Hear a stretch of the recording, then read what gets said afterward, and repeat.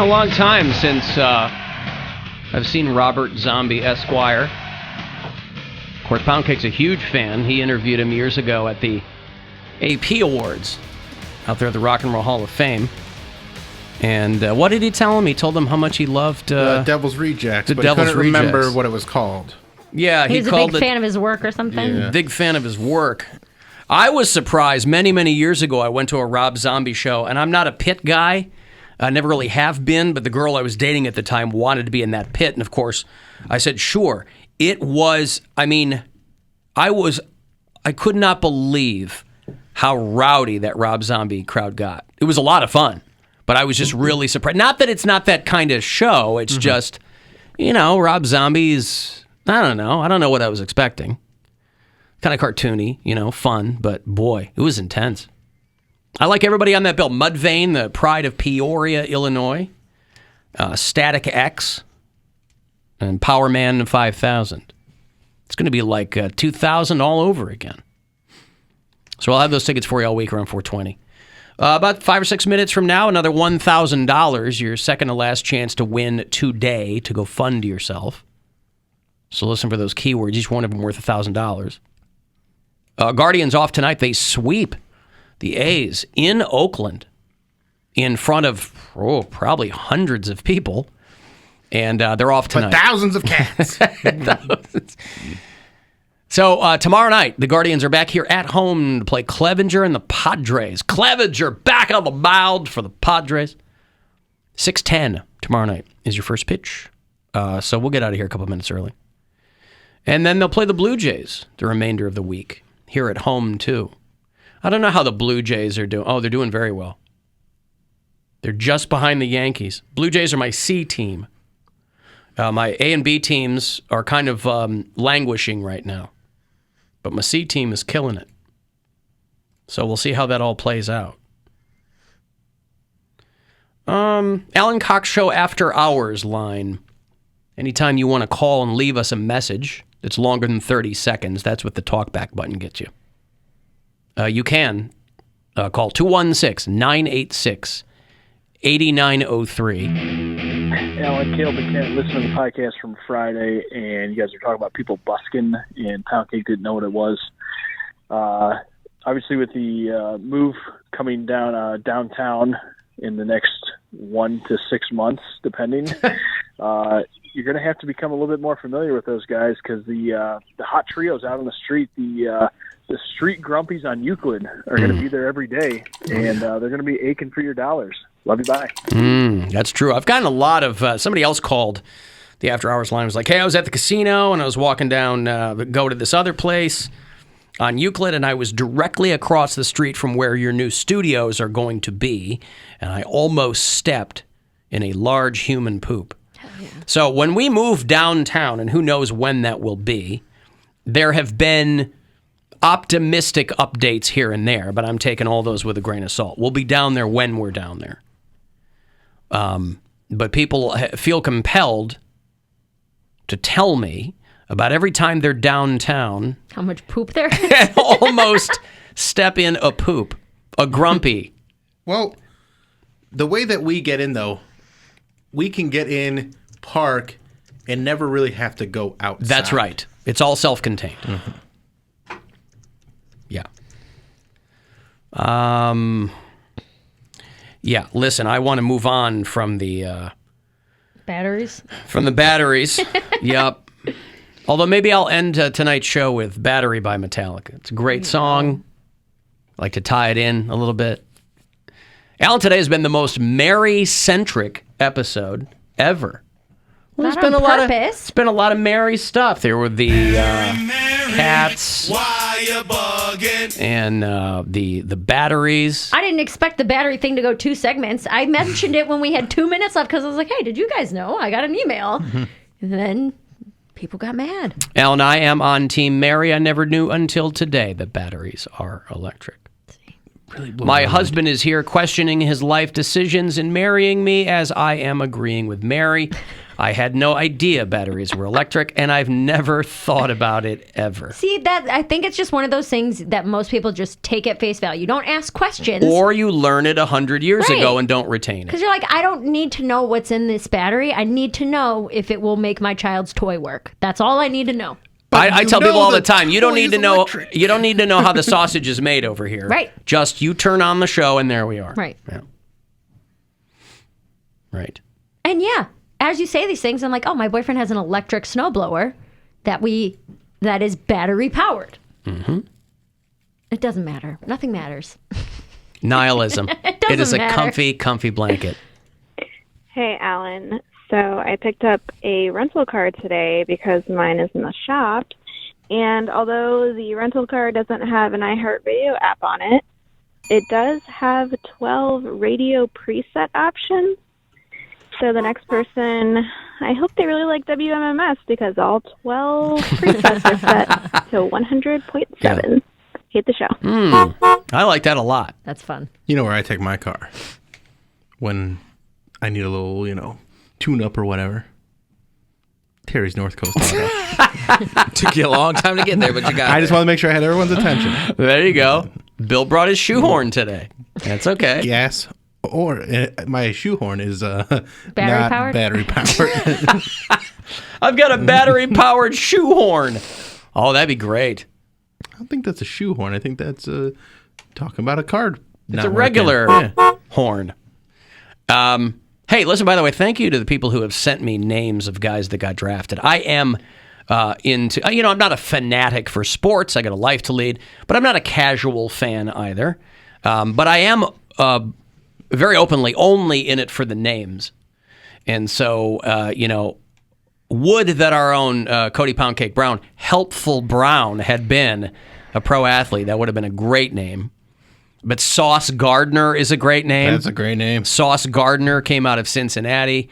A kid named, this will make you feel old, a kid named Kobe Bryant, Coby, who was named after Kobe. So your parents were Kobe fans long not enough. Huh? but not enough to actually name him how it's actually spelled. Well, I don't know. I mean, People like to have fun with the spellings. But that's like saying you named your daughter Selena and then spelled it with a C instead of an S. Yeah, but we want to make it a little bit different. It's still because of her, but we want to, she have her own Identity. little thing for But it. just imagine, like, a kid named after Kobe Bryant is now 20, 21 years old. It's crazy. Yeah. Ike Ekwonu. Have you heard of Ike Ekwonu? I have not, but I like it. I like Smoke Icky. Monday came out of my Nice. dad's alma mater, Auburn University. Go Tigers. Smoke Monday. Snoop Connor. Armani Rogers. Sincere McCormick. That's a great name. Yeah. Bam Knight. That's a very redundant way to sign off if you're writing just a letter. Sincere McCormick. Lee. Sincere. What if his name was Sincere Lee McCormick? That'd be great. Bam Knight, which is a nickname, but his given name is Zonovan, which I like even better. Charleston Rambo. Again, these were prospects that were, I don't know where any of these guys went, but I love the names. I'm sure they all went somewhere. Yes, that's a good hunch. Right? They all went somewhere. They all went somewhere. Yep. Russ Yeast came out of Kansas State. Been there, buddy. That's a guy who rises to the occasion. Yeah! I've been there. Yeah. Oh, Jesus. You had a rusty yeast infection? Russ Yeast. Summer 2018 was a bad one. Right? That was a bad. Making muffins in my panties every day. The one day I was so drunk and I went to Edgewater. I was off work and no one was there. And I was like, why isn't anybody at the beach today? But I was hammered. I didn't carry, brought a cooler. So I'm like laying out, I'm drinking my beer, and I went in the water and there was like black stuff everywhere. And I thought it was like driftwood or whatever. And then I like looked it up that the E. coli numbers were like through the roof. Oh, 'cause yeah. some sewer had drained in there. I had yeast infection for like 3 weeks after Yeah. that because I was like swimming and drunk and playing, and then oh yeah, They take real it bad. when we were growing up on the lakefront in Chicago. Like if they had those flags up, they took it very, very seriously that nobody could get in that water. Those E. I was coli just like, where markers. is everybody? Why am I the only one who's itching already? Nobody knows sunbathing? I'm sunbathing on the day off. I mean, when we were in Mexico and Cancun, they had all those red flags out. Like, Yeah. they didn't want people getting in that water. Yeah. But Russ Yeast. I've been there, buddy. God. All right. I've got money to give to you. It's $1,000. Chance to go fund yourself. Listen closely and good luck. The Buzzard wants you to go fund yourself and score $1,000. Enter the nationwide keyword BILLS at WMMS.com. That's BILLS. Enter it now at WMMS.com. And good luck from Buzzard Radio. So somebody got Bill Murray on camera. This was like on CNBC, which is the business channel, talking about what's going on. You know, he was in a film called Being Mortal. This is a book that being adapted for a film. Aziz Ansari was making his directorial debut. Seth Rogen's in it too. And they shut down production because Bill Murray, they said inappropriate behavior, but it doesn't sound like anything sexual. It seemed very confusing because even the people on the set were like, we don't know if he crossed a line, but they, you know, abundance of caution, quote unquote, they shut the thing down. And he basically says he was doing something that he thought was funny, but it wasn't taken that way. Like Jeff Garlin was doing this on the set of the Goldbergs, but he kept doing it, which is invariably what got him booted off that show. I'm surprised Bill Murray is saying anything about it, let alone on camera. Well, he wants to clear the air. Going from the stock market reports to Bill Murray. Yeah. Well, it's a get, no matter how you look at it. We had a difference of opinion. I had a difference of opinion with a woman I'm working with. I did something I thought was funny, and it wasn't taken that way. As of now, we're talking, and we're trying to make peace with each other. I think that's where the real issue is between our peace. We're both professionals. We like each other's work. We like each other, I think, and if we can't really get along and trust each other, there's no point in going further, working together or making a movie as well. You know, the world's different than it was when I was a little kid. You know, what I always thought was funny as a little kid isn't necessarily the same as what's funny now. Things changed and the times changed. So it's important for me to figure it out. I think it's a sad dog that can't learn anymore. I don't want to be that sad dog, and I have no intention of it. Mm-hmm. No, there you go. Again, you know, unless you're doing something really, really awful, there's always room for, you always have a little bit of wiggle room there. But if you're a 71-year-old guy who's been famous his entire adult life and is a renowned comedian, you're not going to tell me that 10 years into this kind of stuff, you're like still not sure. I would think you'd be bending over backwards to not even have the whiff of impropriety. Unless he's like doubling down where he's like, this is ridiculous. You know? I'm not getting that vibe. I think I'm genuinely getting the vibe from him that like, look, I guess I thought that this woman and I like had a more jokey relationship. Yeah. You ever read the story about how Bill Murray got into the Garfield movies? No. He thought it was a Coen Brothers movie. He thought it was a Coen. It's a great story. Bill Murray. People are like, why the hell is Bill Murray doing the Garfield cartoon? He did 2 of them. And the first one made a boatload of money. Second one went right to DVD. I thought it had a theatrical release. What's that? It had a theatrical release. I don't think so. Garfield, A Tale of Two Kitties? I think that went right to DVD. But Bill Murray signed on because Did that come out before the Steinbeck novel? I can't. Which was first? I can't remember. Well, A Tale of Two Kitties? Yeah. What was the novel? The novel, A Tale of Two Cities. Oh, Charles Dickens wrote A Tale of Two Cities. Yeah, I'm sorry. But anyway, Bill Murray said that he wanted to work with Joel Coen, who wrote and directed Fargo and you know the Coen brothers, Joel and Ethan Coen. Well, they spell their name Coen. But there's another guy named Joel Coen, Cohen, who wrote Daddy Day Camp, Eddie Murphy, Cheaper by the Dozen, you know, like light comedies. Yeah, light family comedies. Light family comedies. And Bill Murray thought he was going to be working with Joel Coen of the Coen brothers on Garfield. And he didn't realize that he was working with Joel Coen. And he signed up for 2 movies. And, like I said, the first one made a lot of money. I guess he did an okay job with Garfield. Do you know that? Who was he? Huh? He was Garfield. Oh, he was. Yeah, Okay. he had that like real laid back, like the Garfield. I think the guy who used to do his name was Lorenzo Music, was the guy who famously did the original Garfield cartoons.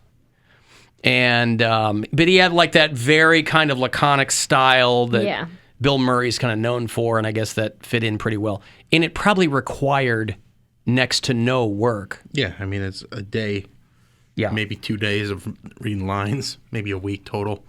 Vulture magazine, by the way, did the 101 top sequels of all time. It might surprise you to know.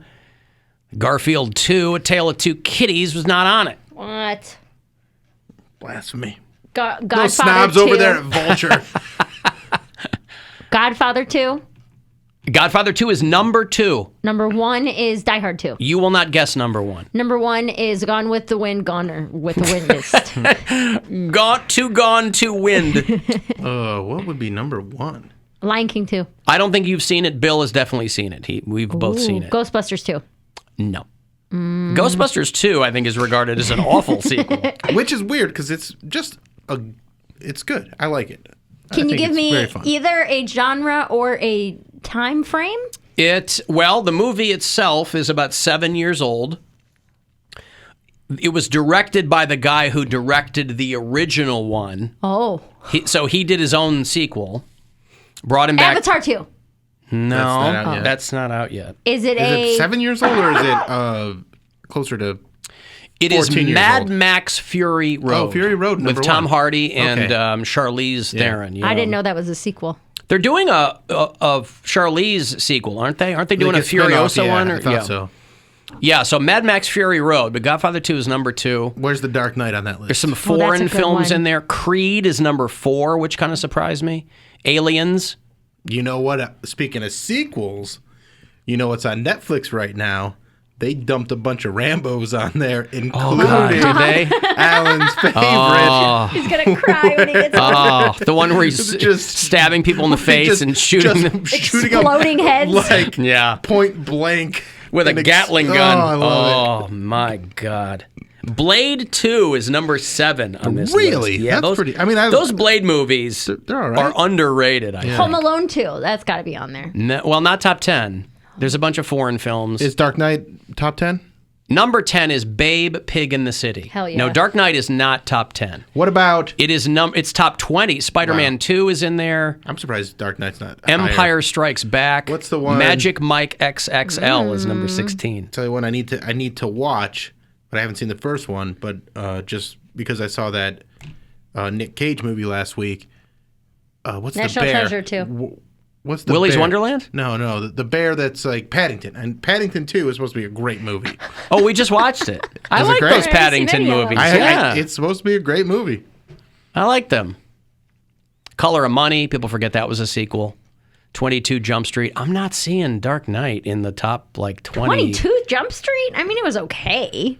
The Dark Knight should be in the top 5. That's a great movie. It's not even in the top 30. See, they don't respect Garfield and they don't respect Batman. Mothra versus Godzilla is ranked higher than Okay. Dude, my That's ridiculous. my boyfriend's daughter is on a Godzilla kick. She is like loving monster movies lately, so that's all we're watching. Those are is- like the silliest, like fun, like the old ones, or she watched no, the new well, ones. all of them. It doesn't matter. Okay. Like in the same day, we watched whichever Mothra movie and Rampage, and like she's just really obsessed with monster movies right now.